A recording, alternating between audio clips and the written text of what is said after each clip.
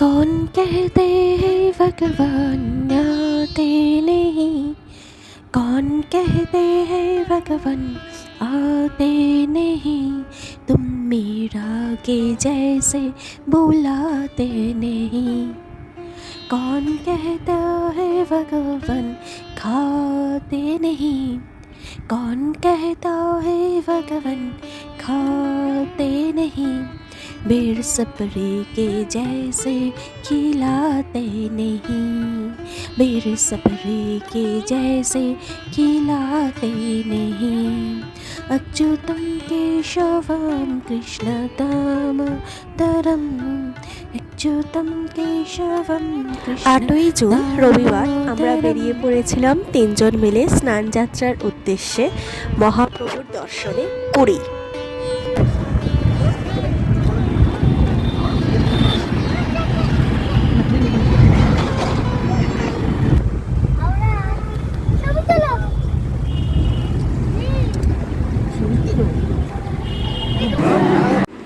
ছেলের স্টেশনে নেবেই তার প্রথম দাবি হচ্ছে ট্রেনের সামনে দাঁড়িয়ে আমাকে ছবি তুলে দাও, কারণ সে ট্রেনের গল্প অনেক শুনেছে দিদা, মামা, ঠাম্মা এদের কাছ থেকে। তাই সে এখন ট্রেনের সামনে দাঁড়িয়ে তার গল্পের রূপকথার কাহিনীকে বাস্তবায়িত করতে চাইছে। সে গল্পে শুনেছে ট্রেন যায় কো ঝিকঝিক ঝিকঝিক ঝিকঝিক করে, কিন্তু দেখছে এখানে ট্রেন আর কো ঝিকঝিক করে না। যাই হোক, যুগের সাথে সময়ের বদলের উন্নতিতে আমি আর আমাদের ছেলেকে ট্রেনের কো ঝিকঝিক শব্দ শোনাতে পারিনি। তবে তার এটা প্রথম এক্সপ্রেস ট্রেন জার্নি। এর আগে সে লোকাল ট্রেনে উঠেছে, এক্সপ্রেস ট্রেনে ওঠেনি।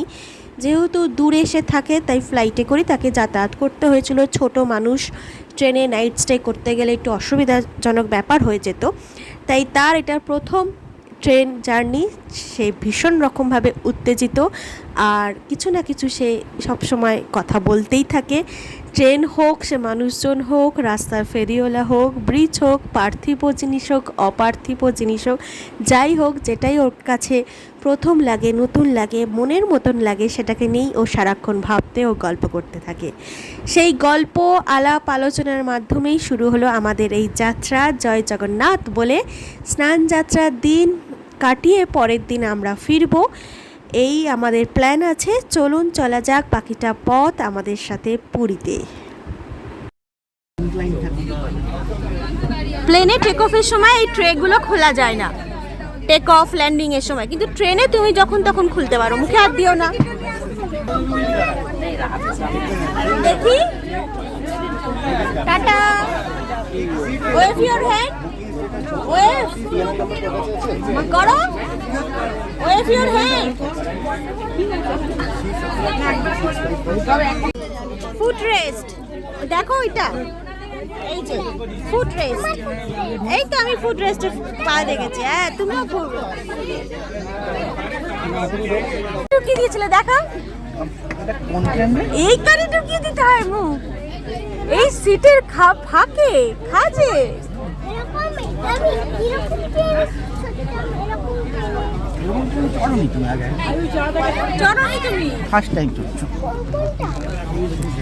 শোনা,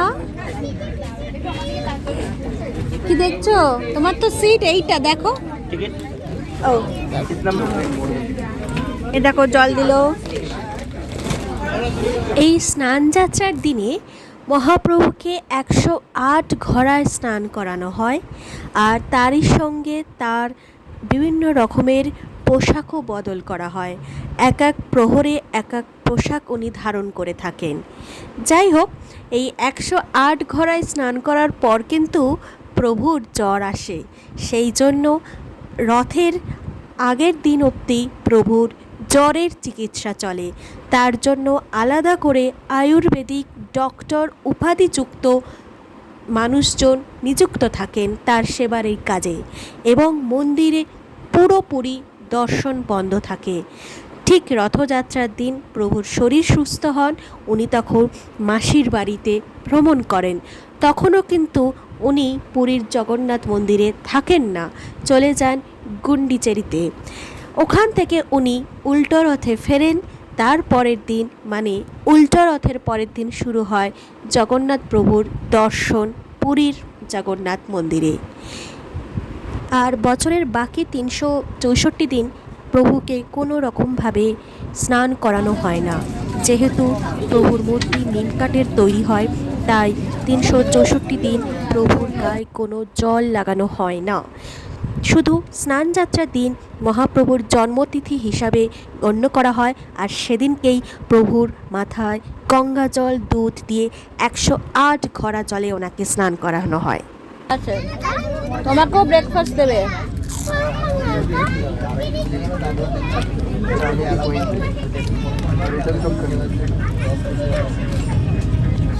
পড়ে গেলে আর রাখতে পারবি না, খেতে পারবি না পড়ে গেলে। ওটা আমি নিয়ে চলে যাবো, যদি ভাত করতে হয় আমি গরম ভাত করে তোমাকে খাওয়াতে পারবো। কি হলো? উল্টে যাবে, উল্টে যাবে। দাঁড়া দাঁড়া, তোরটা দিচ্ছে আবার। আমাদের 3টে কি দেখেছো, আমাদের 3টেই এসেছে। ঠিক আছে, তুমি চিন্তা করছিলে বাবার কই বাবার কই, বাবারটাও দিয়ে গেছে।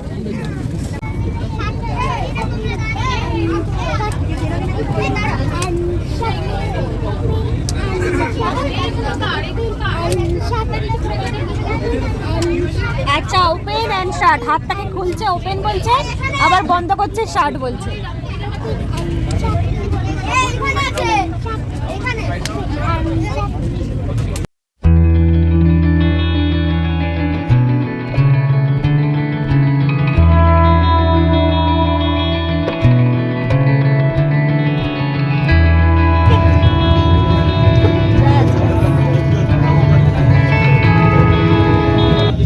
পুরী পৌঁছে গেছি, কি মজা!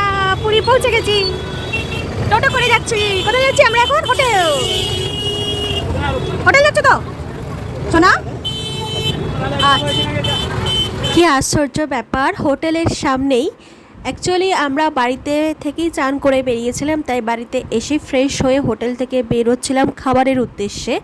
কিন্তু মহাপ্রভুর দর্শন করার আগেই সিদ্ধিদাতা গণেশের দর্শন হলো, আর সেখানেই ওনার মন্দিরের প্রসাদ আমরা পেয়ে গেলাম।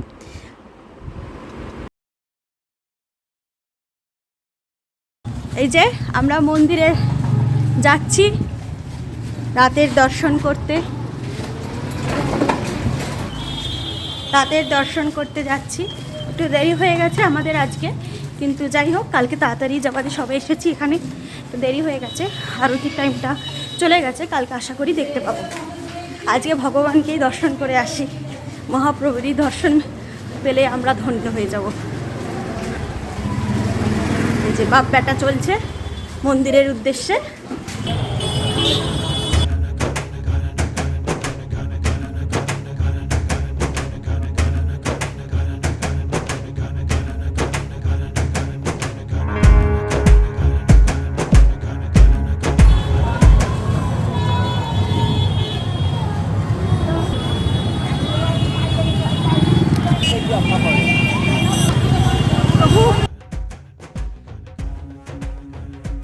যাওয়া বারণ ছিল অবশ্যই, সেটা তো হওয়া স্বাভাবিক। যাই হোক, আমি সেই কারণে মন্দিরের বাইরে থেকেই মহাপ্রভুর বাসস্থানকে আপনাদের সকলের সামনে তুলে ধরলাম। তাতে যে কি একটা অদ্ভুত শান্তি লাভ হচ্ছে, সেটা বাক্যাতীত, সত্যি বাক্যাতীত।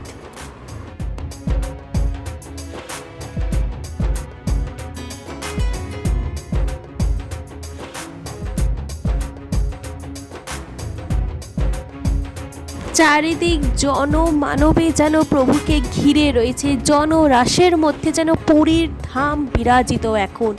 মানে এক ফোঁটাও জায়গা নেই সিংহদুয়ার দিয়ে ঢোকবার জন্য, তাই আমরা দক্ষিণ দুয়ার দিয়ে প্রবেশ করলাম। ওই দুয়ারের নাম হচ্ছে ঘোড়া দুয়ার, যাই হোক অশ্বদুয়ার। মানে এত এত ভিড়, জনমানব যেন প্রভুকে ঘিরে আঁকড়ে রয়েছে তার স্নান যাত্রার জন্য।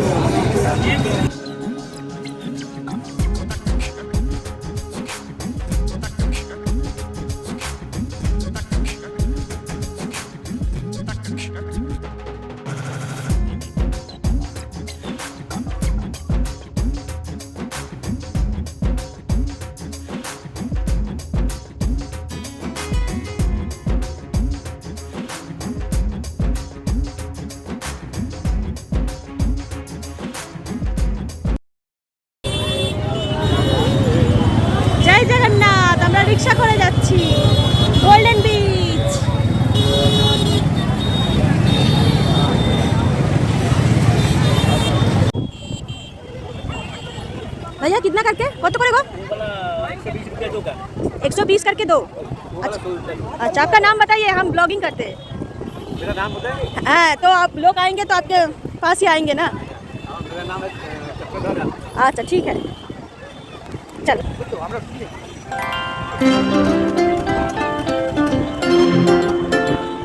उठ उठे बेटा उठबे ওঠো।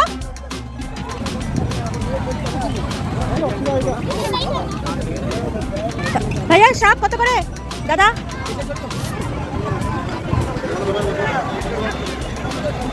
দাদা সাপ কত করে দাদা? সাপ কত কিরকম কোনটা? ওই এইগুলো গৌমুখী শঙ্খ, আচ্ছা। এটা হচ্ছে পঞ্চমুখী শঙ্খ, এটা 250। এগুলো জল শঙ্খ আছে 50 টাকা, 50 টাকা। ওটা আছে 350 টাকা, ওটা 150 টাকা, ওটা সূর্যমুখী শাঁখ আছে 350, আর এইখানে আছে 400 বড়গুলো। আর করি কুড়ি ডজন 20 টাকা আছে, ডজন 40 টাকা আছে। হ্যাঁ আচ্ছা इधर से ডোনেট করো না। ବଡ଼ ଅଛି ମୋ ଭାଇ, ମୁଁ କାହିଁ କହୁଛି ଟିକେ ବୁଝ, ପରିଶ୍ରମର କାମ କହିଲେ ତମେ ଜଣେ କହିଲା ମାନେ କାହିଁକି କହୁଛି ଟିକେ ବୁଝ। ପରିଶ୍ରମ କାମ ଯେ କେତେ ପଇସା ପଡ଼ିଯାଉଛି, ପଇସା କାମ ପଇସା ରହିବ କହିଲ। କେତେ ପରିଶ୍ରମ ହେଉଛି।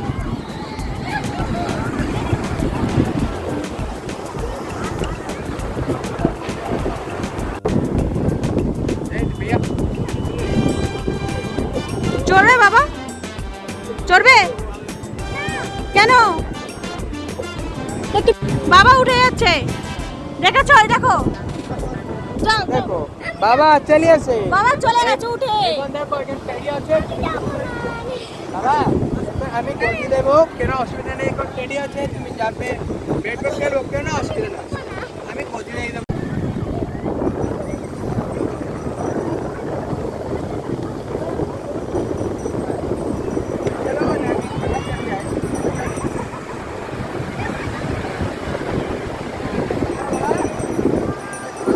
আমি এখানে দাঁড়িয়ে থাকবো, এখানে আছি,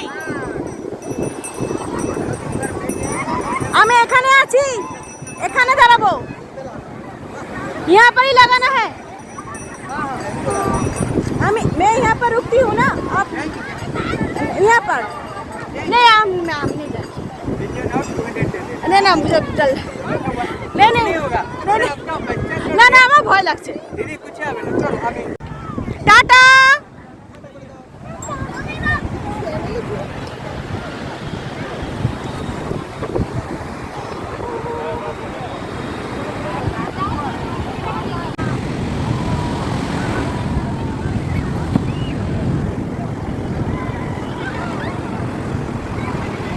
সাইড সাইড দিদি।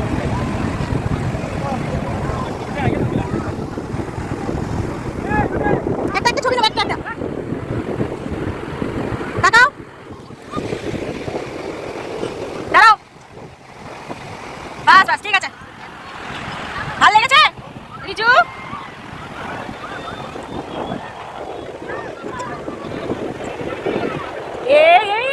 যা দাঁড়া, ভয় লাগছিল বলছিলেন কি ভালো বলো তো। এবার বাবা নামছে,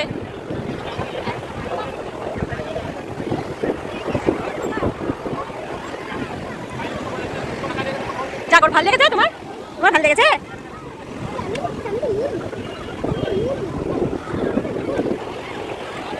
কি বলছে ক্যামেল? ক্যামেল কি বলছে? ক্যামেল কি বলছে? ক্যামেলের মুখ পাতা, কারণ ও খেয়ে নেবে তো জিনিসপত্র।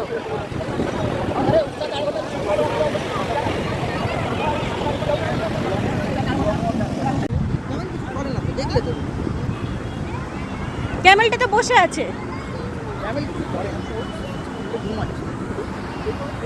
যাও। অনেক দূরে কেন? তোমাকে কিছু করেছে? তুমি তো উঠলে।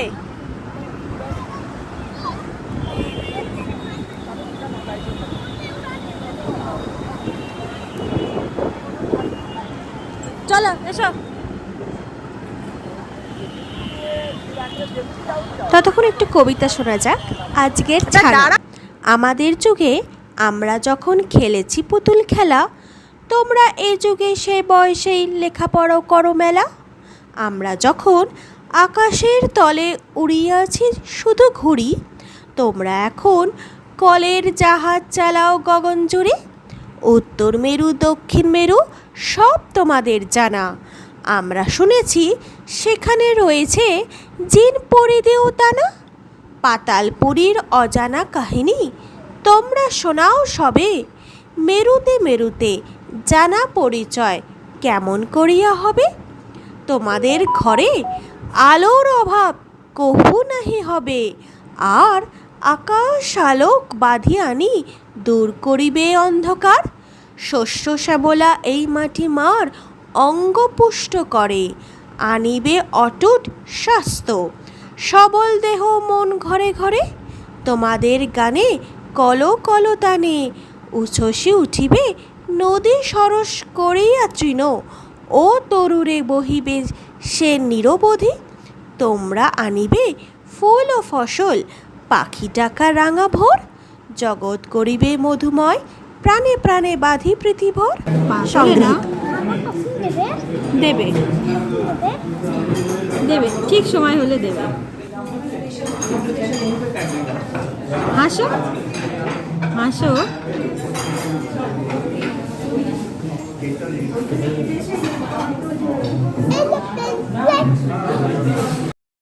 তারপর আমরা এক বালতি ডাল, এক গামলা ভাত, এক হাঁড়ি মাংস খেয়ে আজকের দিনটা সম্পূর্ণ করলাম। যাই হোক, মজা করছি। এক বালতি ডাল মানে হচ্ছে এখানে যে বাসনে পরিবেশন করে সেগুলো ছোটো বালতি গামলা হাঁড়ির মতো, মানে আমরা যেখানে রান্না করি সেটাই তুলে আমাদের পরিবেশনের পাত্রে ঢালা হয়ে যায় পুরীর হোটেলে।